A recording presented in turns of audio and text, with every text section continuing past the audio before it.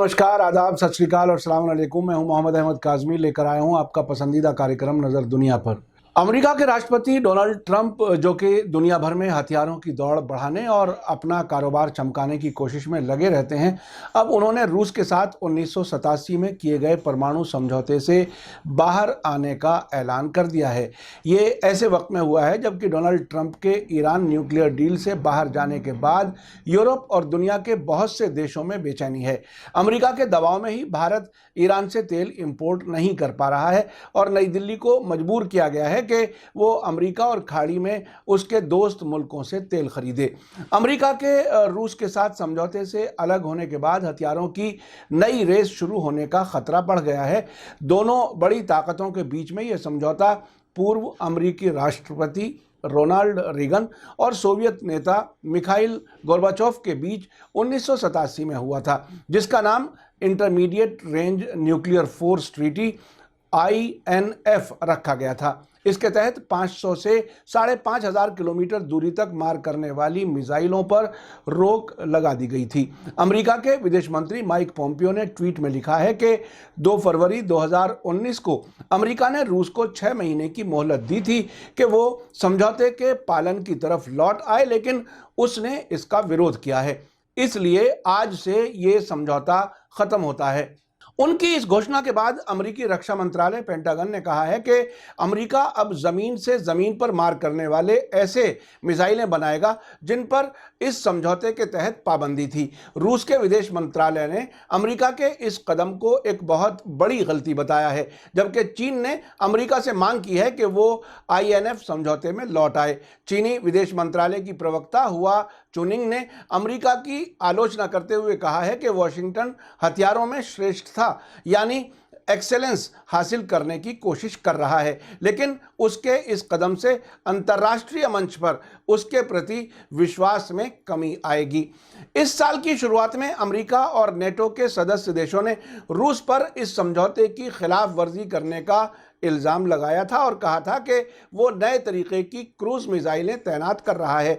रूस ने इन आरोपों से इनकार किया था। अमरीकियों का कहना है कि उनके पास रूस के कई 9M729 मिसाइलें तैनात करने के सबूत हैं, जिसे नेटो SSC-8 के नाम से जानता है। अमेरिका ने ये आरोप अपने नेटो मेंबर मुल्कों के सामने भी रखे थे और उन्होंने भी अमेरिका के दावों को सही बताया था। अमेरिका के इस फैसले पर वहां के विदेश मंत्री माइक पोम्पियो ने कहा है कि समझौते के खात्मे के लिए सिर्फ रूस जिम्मेदार है। उधर रूस के विदेश मंत्री सर्गेई लावरोव ने भी कंफर्म किया है कि INF समझौता खत्म हो चुका है। आपको बता दूं कि इसी साल फरवरी में डोनाल्ड ट्रंप ने कहा था कि अगर रूस समझौते का पालन नहीं करता तो 2 अगस्त को अमेरिका इससे बाहर हो जाएगा। इसके कुछ देर बाद ही रूस के राष्ट्रपति व्लादिमीर पुतिन ने भी समझौते के खत्म होने का ऐलान कर दिया है। अमेरिका के समझौते से अलग होने के फैसले पर यूनाइटेड नेशंस के सेक्रेटरी जनरल एंटोनियो गुटेरेस ने चेतावनी देते हुए कहा है कि अब परमाणु युद्ध यानी एटॉमिक वार पर लगा हुआ बेशकीमती ब्रेक खत्म हो गया है।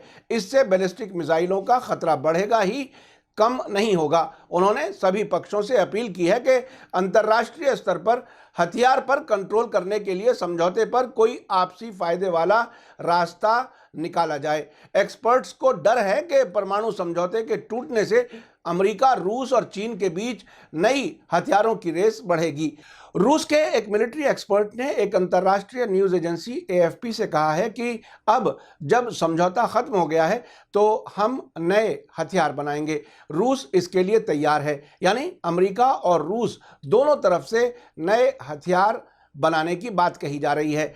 असल में इसी को हथियारों की दौड़ कहा जाता है। पिछले हफ्ते नॉर्थ अमेरिका और यूरोप के 29 सदस्य देशों वाले North Atlantic Treaty Organization NATO के सेक्रेटरी ने BBC से कहा था कि रूसी मिसाइलें जो उनके मुताबिक संधि का साफ तौर पर उल्लंघन करती हैं, वो न्यूक्लियर हथियार के इस्तेमाल करने की कैपेबल हैं। उनकी मौजूदगी का पता लगाना मुश्किल है और ये कुछ ही मिनटों में यूरोपीय शहरों तक पहुंच सकती हैं। उन्होंने इसे गंभीर मामला बताया था और कहा था INF समझौता दशकों से हथियार कंट्रोल करने का काम कर रहा है और अब हम उसे ख़त्म होते हुए देखेंगे। उन्होंने कहा था कि उन्हें नहीं लगता कि रूस समझौते का पालन करेगा और अब हमें एक बिना INF समझौते वाली दुनिया के लिए तैयार रहना चाहिए, जहां बहुत सी रूसी मिसाइलें होंगी।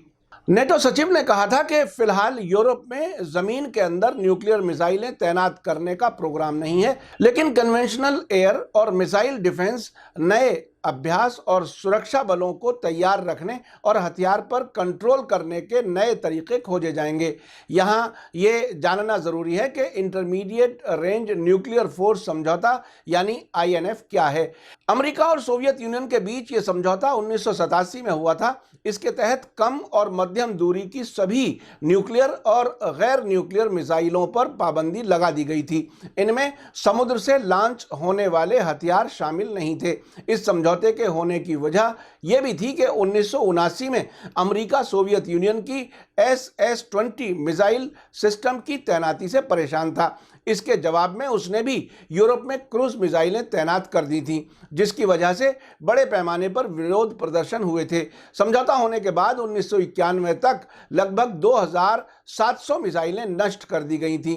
दोनों देशों ने एक दूसरे की तैनातियों का निरीक्षण करने की इजाज़त भी दे दी थी, यानी वो एक दूसरे का इंस्पेक्शन कर सकते थे।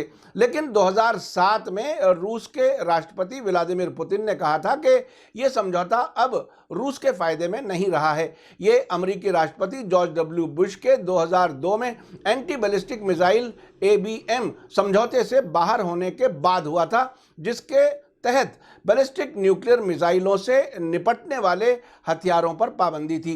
उसके बाद 2014 में जब रूस ने जमीन से मार करने वाली क्रूज मिसाइल का टेस्ट किया, तो अमेरिका के राष्ट्रपति बराक ओबामा ने रूस पर INF समझौते की खिलाफ वर्जी का इल्जाम लगाया था। ऐसा समझा जाता है कि यूरोपीय नेताओं के दबाव की वजह से उन्होंने संधि से बाहर न होने का फैसला किया। यूरोपीय नेताओं का कहना था कि इससे हथियारों की रेस फिर से शुरू हो जाएगी, लेकिन अब डोनाल्ड ट्रंप के फैसले से लगता है कि उन्होंने यूरोपीय देशों की चिंताओं पर कोई ध्यान नहीं दिया।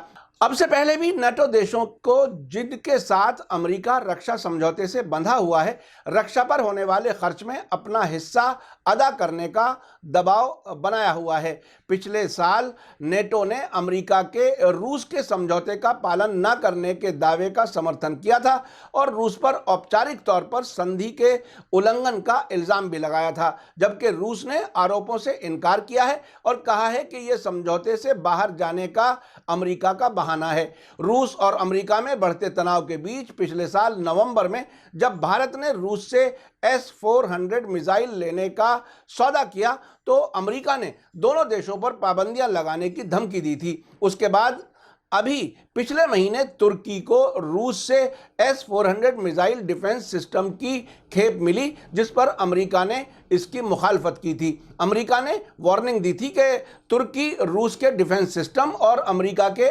F-35 लड़ाकू विमानों को एक साथ नहीं खरीद सकता। तुर्की और अमेरिका नेटो के सदस्य देश हैं, लेकिन तुर्की के रूस से ज़्यादा अच्छे संबंध हैं।